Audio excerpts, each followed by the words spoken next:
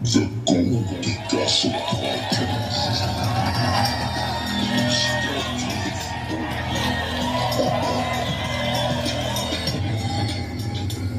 Step to the throne.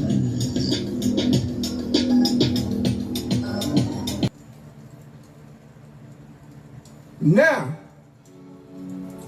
let's get into another true Detroit story. Another true Detroit story. Now, guys, this time I want to talk about an entertainer, very famous. I never liked him. But I want to talk about Dennis Edwards of the Temptations. That's right. Guys, I never liked Dennis because he took David Ruffin's place. And David Ruffin was my ride or die. I understand why the Temps had to let him go, because he was doing things that was messing up the organization. But nevertheless, when Dennis Edwards took over for David Ruffin, I was through with the Temps. I only rock with the original Temptations. I mean, minus that very first dude before they picked up David, the dude that, he ended up quitting and he regretted that for the rest of his life. But anyways, the original Temptations, David Ruffin, Eddie Kendricks, Melvin Franklin, Otis Williams, and the entire original group. That's what I rock with. Now, when Dennis took over for David, they went into the Cloud 9 era. I was done. If David wasn't there, the sound changed. They got different producers that changed the sound of the Temptations. I wasn't rocking with it. So for that reason, that's the first reason why I didn't like Dennis Edwards. When Cloud 9 came out, I was done. Yep, way back then, when Cloud 9 came out, I was done. Nevertheless, the Temps moved on and they did well. Now, back in those days in the 70s, I dated a member of the Undisputed Truth. I won't say her name because she's a Christian. She's still living in Detroit, and she wouldn't approve of me mentioning her name. So I won't say. I'll just say that it was a member of the Undisputed Truth during the Smiling Faces era. The Smiling Faces era was their heyday. Okay. I had a group called The Skies Unlimited. One of the members of my group was called Derek Dawson. He was the son of Johnny Dawson. You guys wouldn't know Johnny Dawson, but he was the lead singer of the Elgins. Google it, the Elgins.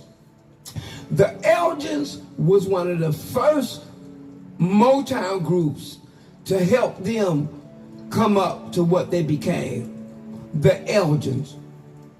Lead singer of the Elgins was Johnny Dawson. His son was Johnny Dawson Jr., and Derek Dawson. Derek Dawson was in our group. So they lived on McNichols, which is 6 Mile, and Littlefield. I was at their house more than I was at home because we were a family, and it was a Motown family. So they didn't mind us being in the basement and rehearsing our craft. They didn't mind at all. Their mother was wonderful. Johnny Dawson was always on the road. He was never home. He was on tour with the Elgins back then, but nevertheless, this member of, I'm tripping, this member of, oh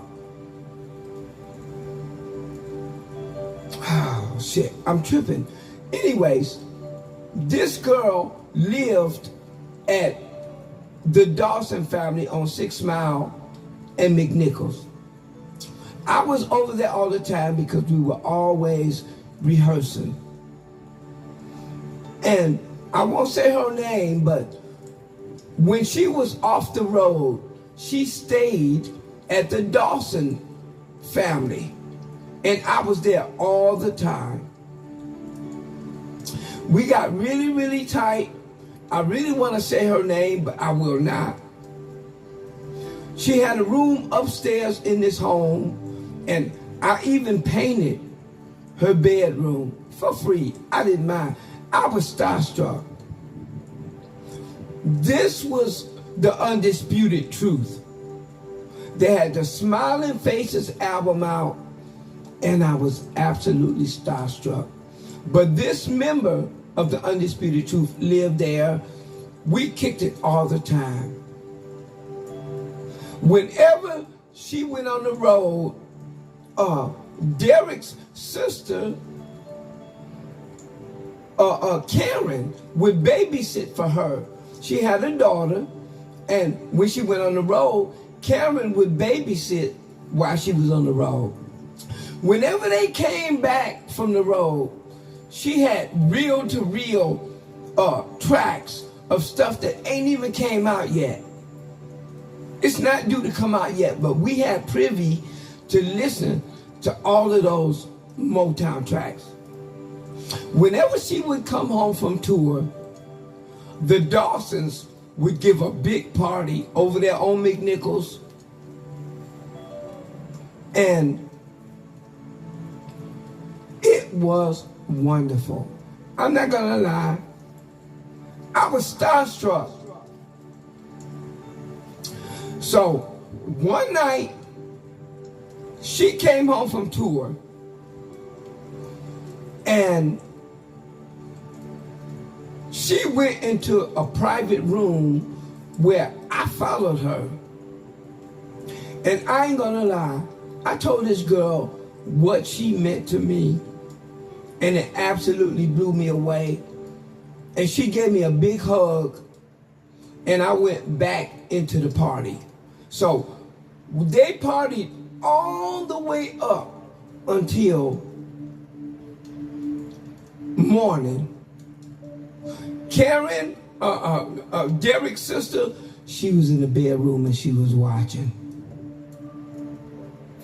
I would not leave because I was fascinated with this girl. I sat in the living room. It was almost dawn. She came out and she sat on the couch.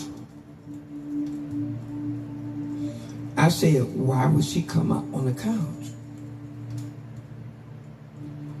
She laid down with her head at the opposite end, and she took her feet and she put them on my lap. I said, oh shit.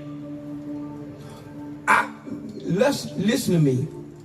The Smiling Faces album was fresh out, and I'm literally looking at the album cover right there with her face on it.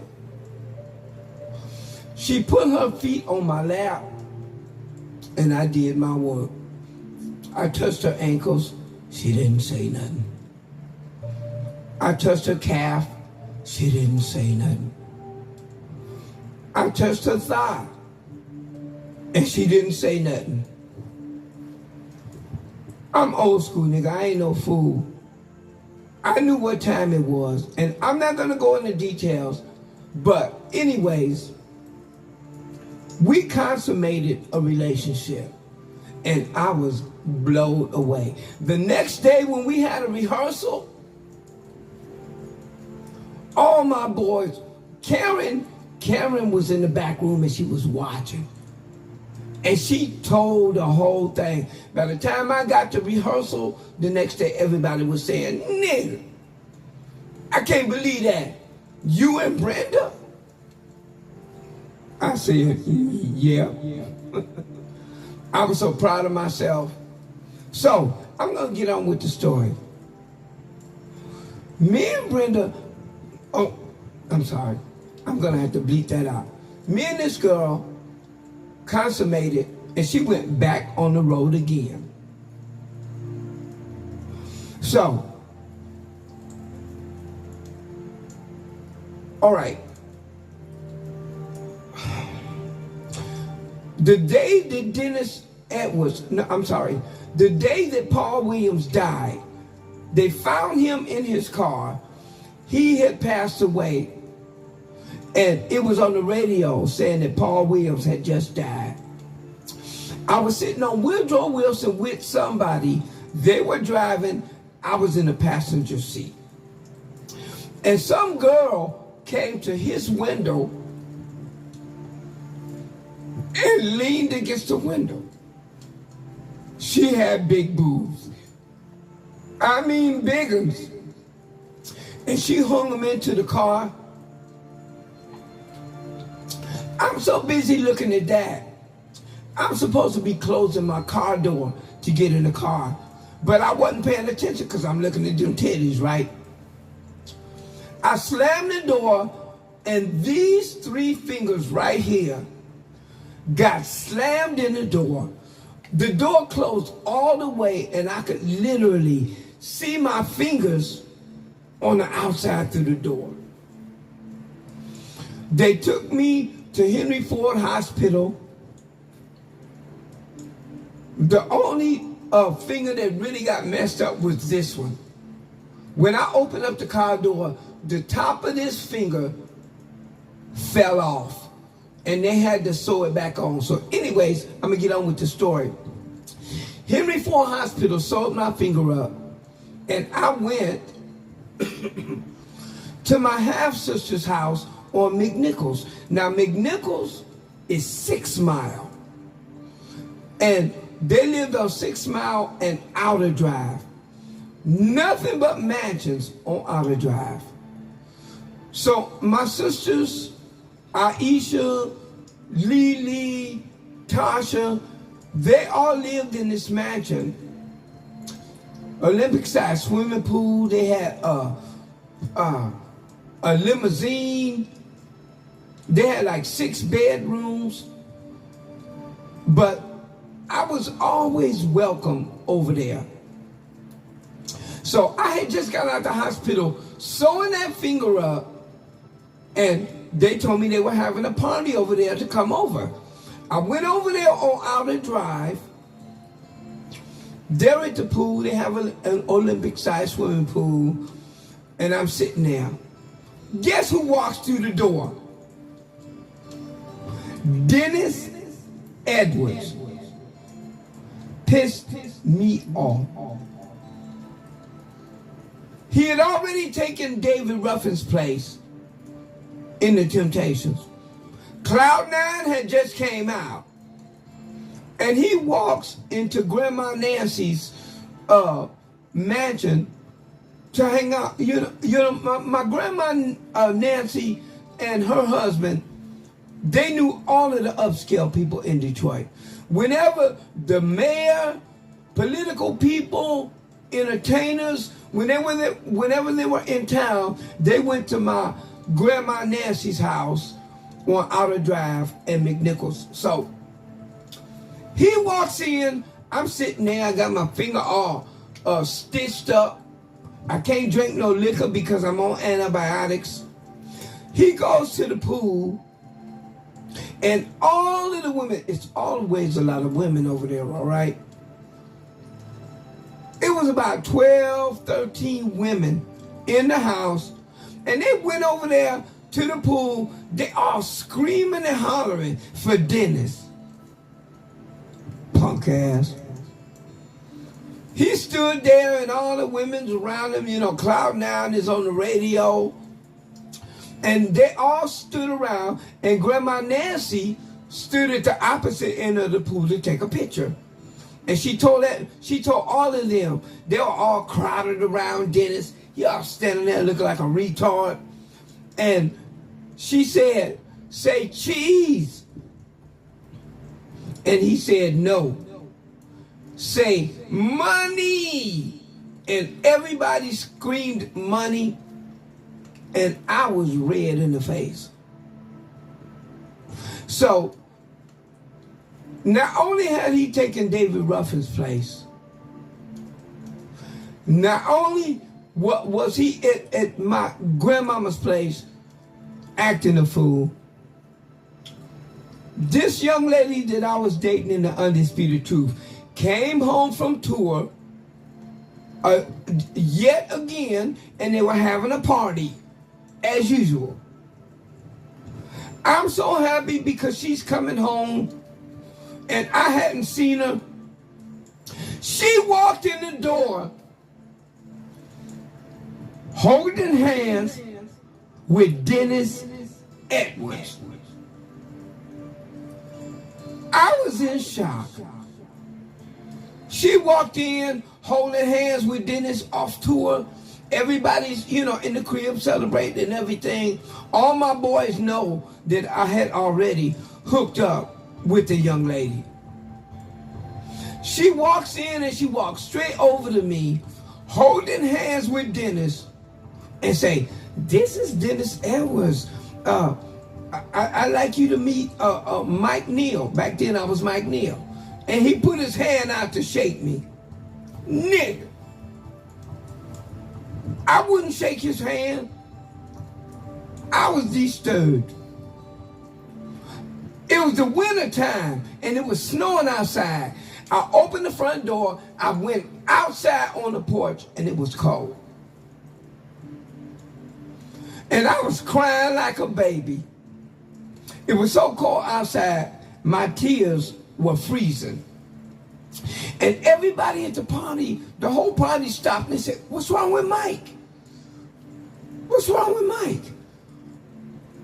But my boys knew, but they didn't say nothing. So I'm standing out on the porch, distraught and crying. And they came out and they say, "Mike, the fuck is wrong with you? Did you really think that Brenda was going to have you as her boyfriend? I said her name again. I'm sorry. They told me, you need to be glad that you hit it. Out of all of us, you had that. So don't feel bad. Don't feel bad. Come back in the party and finish."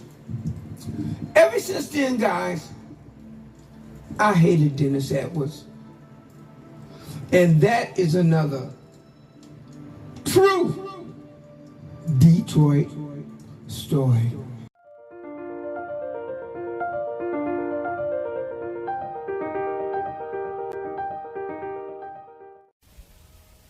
I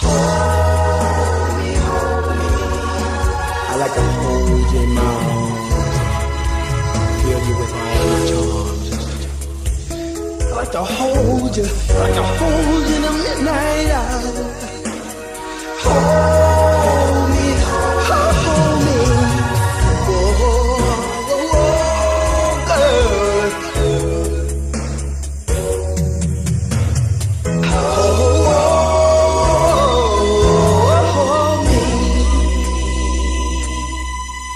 first time we looked into each other's eyes, my heart took to love paradise.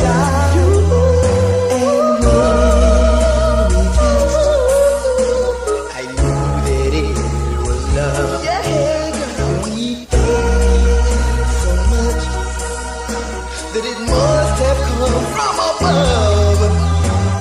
Close your eyes and just relax.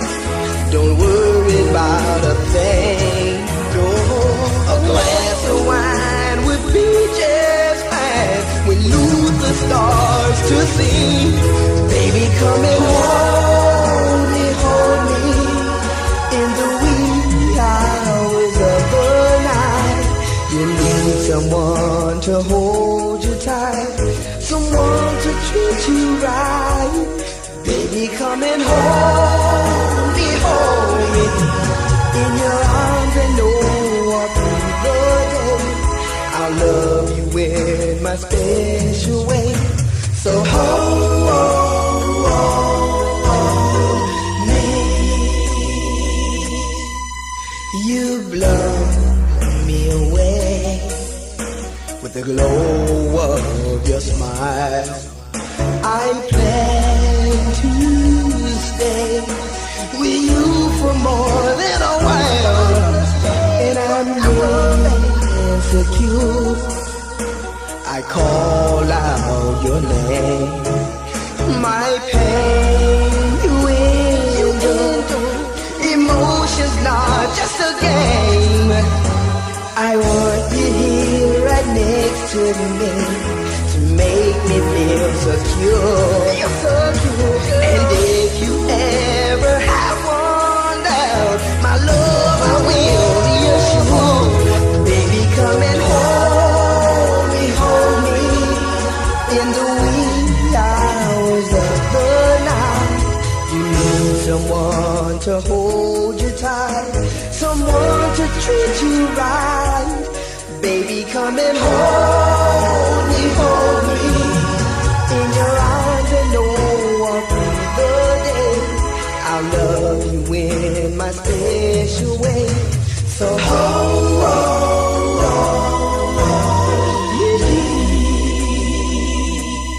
baby, come and hold me in the wee hours of the night.